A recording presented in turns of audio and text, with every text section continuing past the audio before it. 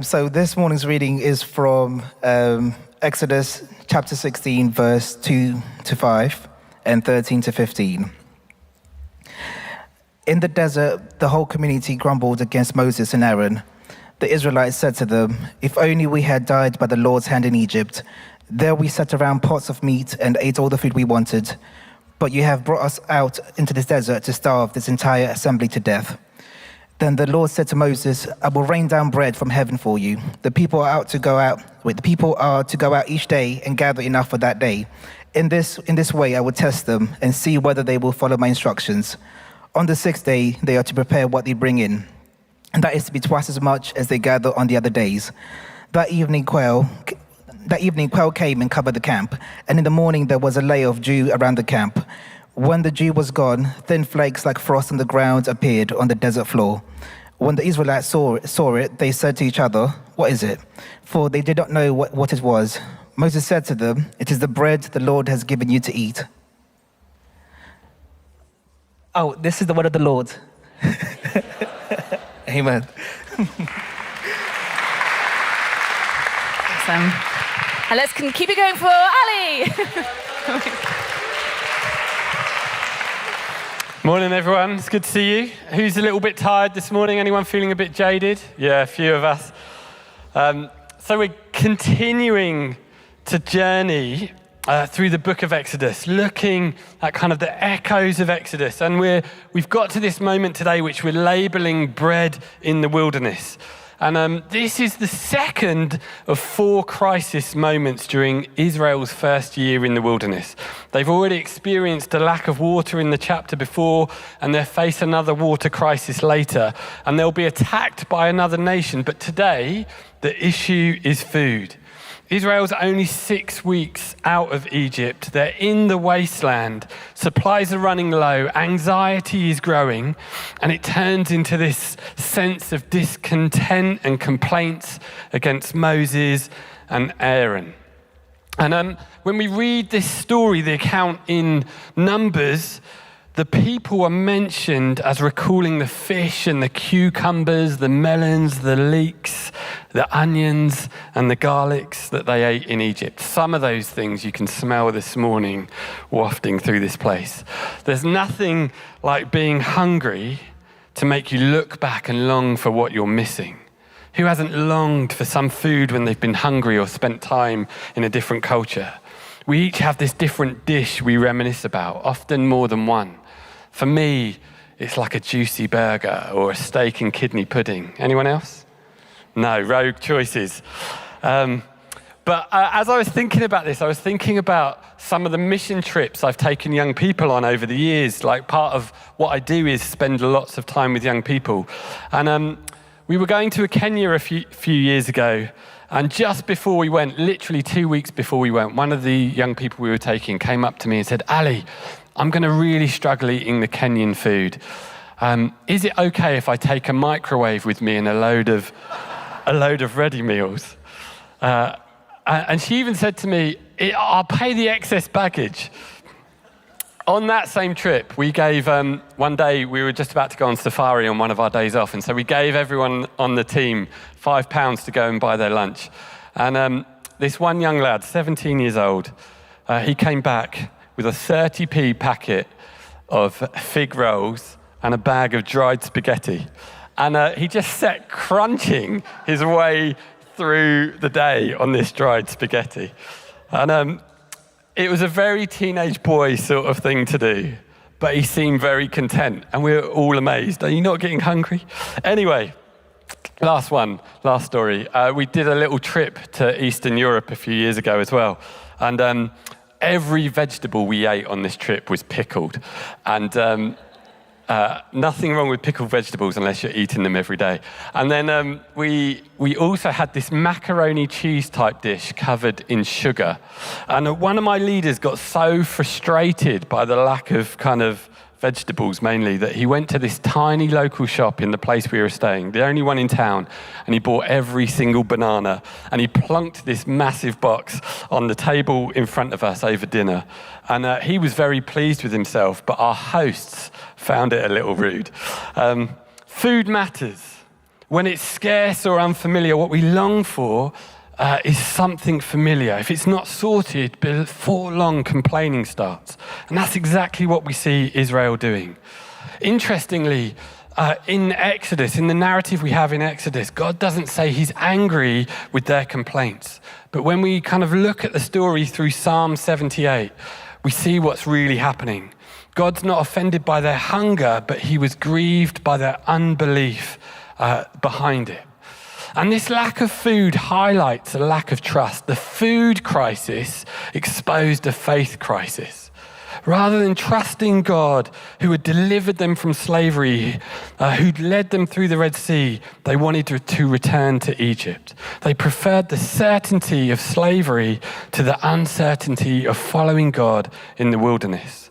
And I think that's why this story, this small account about meals matters so much. We all experience wilderness seasons, those times of uncertainty, loss, pressure, disappointment, pain, where we lack something, where we find ourselves empty or drifting. And following Jesus doesn't remove those experiences from us. But the question is, and the question that emerges from this passage is, what do we discover there? Is the wilderness simply something to survive, or is there more going on?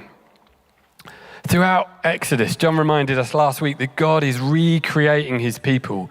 He isn't just rescuing them from slavery, he's teaching them how to live as these free people. And so the wilderness isn't simply a detour, it becomes God's classroom. It's where trust is formed. The prophet Hosea reflects on Israel's wilderness, and he says in chapter 2, verses 14 and 16, he talks about the wilderness being this place where God builds this deep, intimate connection to Israel. And he speaks these identity-forming words of life over them. The wilderness has this potential to transform and redefine. That place of hardship, difficulty, and pain can be this redemptive place, this place of recreation. And as we journey through the passage today, I just want us to notice a few things that speak about how Israel is to trust in God in the wilderness. And first, I want to say trust means looking up. Israel has been led out of slavery by God across the Red Sea. And so when this food crisis hits, it's fascinating to me that their first instinct wasn't to pray. Rather, it was to complain.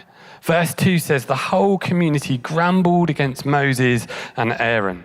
They blamed their leaders rather than seeking the God who had led them there. When the people feel pangs of hunger, when the problems loom, this spiritual amnesia sets in, which leads them to ignore God and look sideways. Blame the people leading them. And I think we do this more often than we realize. Often when problems arise that seem beyond us, we look in the wrong direction. And Jesus, I think, in the Lord's Prayer, reflecting on the Exodus narrative, says, give us today our daily bread. His reflection, if you like, on the food crisis is to look to God, to look up. He's teaching us the habit of relying on God every day so that when problems come, our pattern already is set, that we look up straight away. But when we're in the wilderness, this is often the hardest thing to do. When I first started in youth ministry, I'd been in the job about 18 months. I was earning peanuts, literally peanuts. And I was newly married, the role was demanding, and I was exhausted. And I genuinely believed that God had called me to that role, but I was emotionally drained and I wanted to leave. I was in this wilderness situation. And in a kind of a sense of desperation and looking for a way out, I downloaded an application form to join the police. And I remember sitting at my desk, filling it in, when it dawned on me that I hadn't prayed. I hadn't asked God what he wanted. I wasn't trusting him. I was trying to escape. And I remember stopping and praying. And as I did so, I remembered this call that I had experienced, and the way that God had led me through a crazy set of circumstances into that role. And then I prayed this really simple prayer. Lord, if you still want me here, I'll stay. Lead me and I'll follow. And nothing changed overnight. But over the following few months, things gradually shifted. God provided what I needed, not all at once, but enough to keep going. And it turned into the best adventure. I was in that church for 12 years and it was amazing. Had the best time. And looking back, I'm so grateful because I'd have made a terrible police officer. I have far too much mercy and I have the authority of a cuddly toy. And the point is, our physical and material circumstances affect our spiritual lives more than we realize. When life gets hard, when we experience lack, when we struggle, and we find ourselves in that place of wilderness, it's easy to lose sight of God. The problems can loom so large that they block our view of Him. And the invitation of this passage is simple. Don't just look back to romanticized better days. Don't just look sideways and complain. Rather, in the wilderness, look up. Bring your needs to God. Ask Him to provide your daily bread. Involve Him in the struggles. Press into His presence.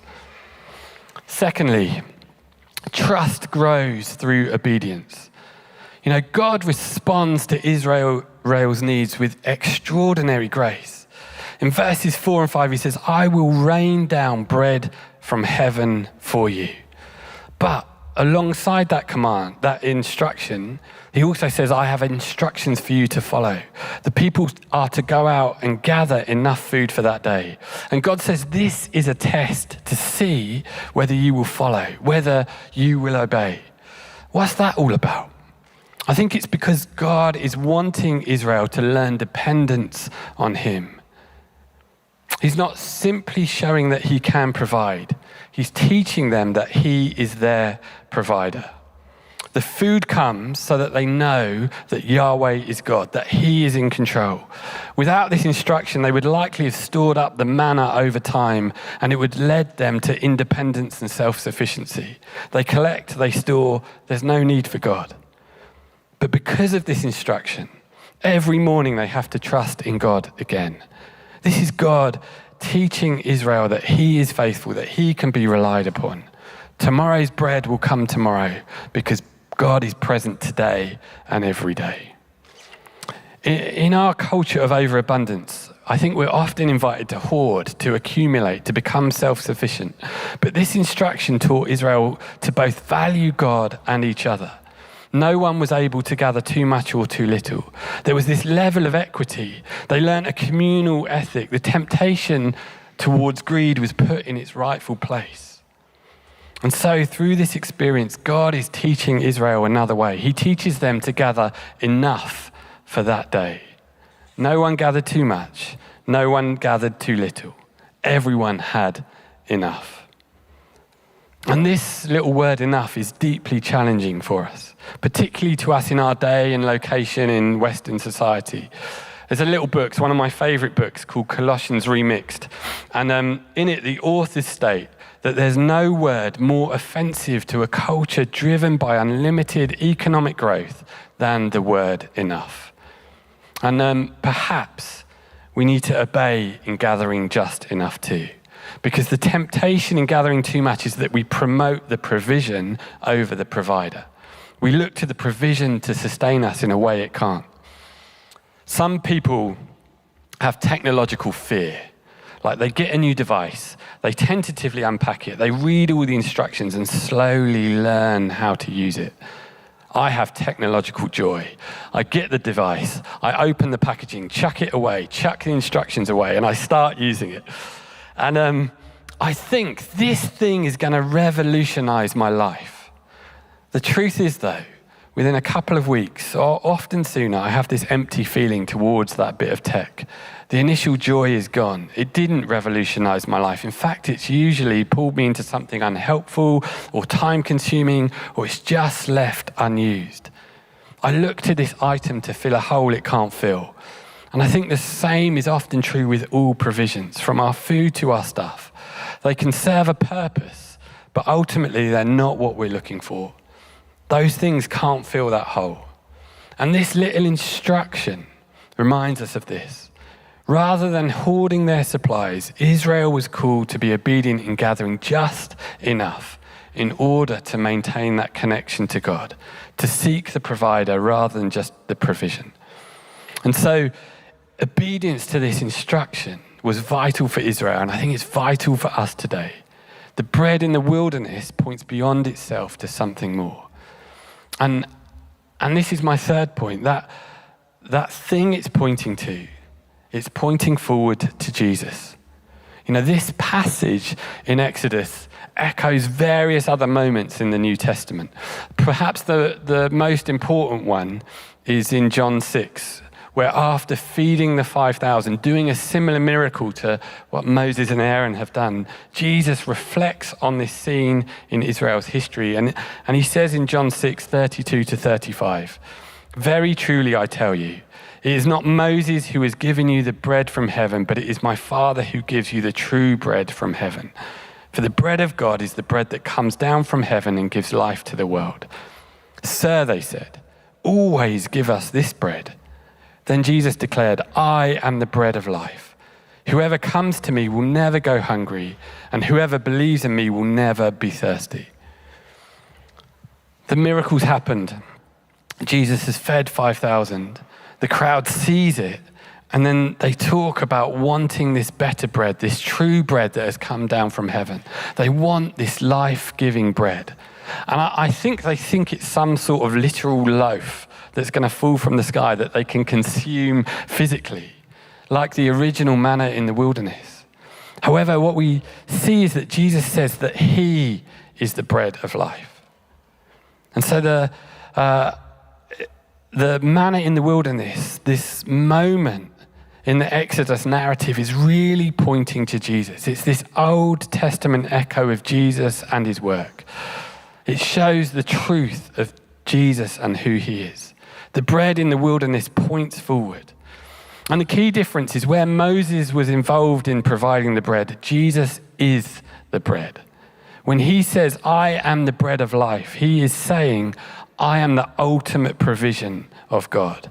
I am the thing you ultimately need." Jesus becomes our bread in the wilderness. He provides the sustenance in the difficult, in the wasteland. Those who come to him never get hungry or thirsty again. Jesus becomes our daily bread. He is our core need. The emptiness that we so often experience is met in that encounter with Jesus. He is the only bread that leads to life. And I've labored that point because I want to say two final things. Firstly, some of us here have yet to experience that bread, that life. We have all this emptiness inside and we've been looking for ways to fill it, but they've not worked. Years ago, there was this incredibly intelligent teenage girl on the fringe of my youth ministry. She used to come along to our Friday night youth drop-ins. And she thought because we were Christians, we were stupid, and she told us so. She knew every logical reason why we were wrong in believing in Jesus. But at the same time, she came every week, and there was this level of intrigue within her. And I think like she was intrigued because her life felt empty. Like she would tell us about the hitchhiking and the parties and the drinking and the smoking and the drug use. But you can tell she wasn't satisfied. And this one evening at our youth club, we got talking. And she said to me, "You seem like reasonably intelligent people. Why do you believe in all this God nonsense?" And so I shared some of my story with her. And then at the end of the conversation, I invited her to church on Sunday. And I didn't think much of it. And but she turned up on Sunday morning. And I think she turned up to prove that we were wrong. And she kind of listened to the worship, she listened to the talk, and then there was this invitation to stand and be prayed for. And so she stood, and her friends gathered round her, and as the rest of the stuff was going on, I just looked over after about 5 minutes, and she was lying on the floor, and her friends were surrounding her, praying for her. And I spoke to her afterwards, and she couldn't explain what had happened, but she started coming every week. And a few months later, she gave her life to Jesus. She found Jesus. She found this bread of life. She found the only thing that really sustains. And I want to say to you, if you're here this morning and you don't know Jesus, this bread is available to you today. This thing that sustains is there for you.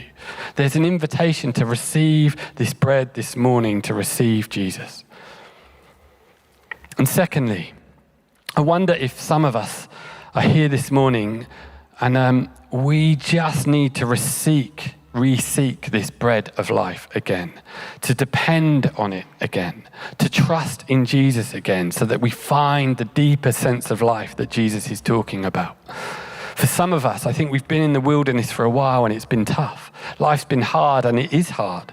Perhaps in the hardship, we've been looking for provisions to sustain us rather than meeting with the provider. And as a result, maybe our faith has grown a little bit dull. Maybe it's merged into the background of our lives. Maybe we're going through the motions as we follow Jesus. We're not experiencing that fullness of life. And perhaps life has become a little safe and predictable and some of the wonder has gone. Like we want to be on that adventure with God. But like Israel, perhaps there is this very real worry about something we lack. Or perhaps we are experiencing a struggle to obey something God has asked us to do. Or maybe it's just the circumstances of the wilderness that have worn us down and we keep thinking about turning back. It's like the wilderness has robbed us of that connection to Jesus and the life that he calls us to. And I think I want to say, if you're in that place, the bread of life, the fullness of life is available to you again. Jesus is with you and he's ready to lead you. And he's inviting you to come to him again. And this may feel costly, it may feel difficult, and it probably will involve a little bit of risk. But these things are essential to the life of faith. There's this writer who I love called Dan Taylor, and he says, risk, as we have seen, is indispensable to any significant life. Nowhere more clearly than in the life of our spirits. The goal of faith is not to create a set of immutable, rationalized, precisely defined and defendable beliefs to preserve forever. It's to recover and reveal relationship with God. One of my old colleagues used to say that we think that being in the center of God's will should be a place of comfort, free from stress. But the truth is that being in the center of God's will is a dangerous place. It causes us to journey into the unknown, beyond our resources, beyond our expertise. It calls us to adventure. To quote Tolkien, it's a dangerous business, Frodo, going out of your door. You step onto the road, and if you don't keep your feet, there's no knowing where you might be swept off to. And I just wonder if God wants to remind us that in the struggles we face, those things can build our trust, our character, our hope, our relationship with Jesus. So often as we learn to trust in the wilderness places where our resources and expertise are thin, we see the more that God wants to do. The wilderness isn't where God abandons us. It's often the place where God teaches us to depend more deeply. It's where we actually find the bread of life. And so if you're in that place of wilderness, I want to encourage you to look up for where God might be at work around you. Look to obey his instructions. Seek the bread in the wilderness. Seek Jesus. You may not receive an immediate response. You may not get the exact answer you long for, but God loves to provide for us in those places, often just enough to keep us going. Perhaps, like Jesus, our food needs to be to do the will of him who sends us. All we simply have to do is pray, Jesus, come feed me. Help me trust you. Be my daily bread wherever I am. Amen.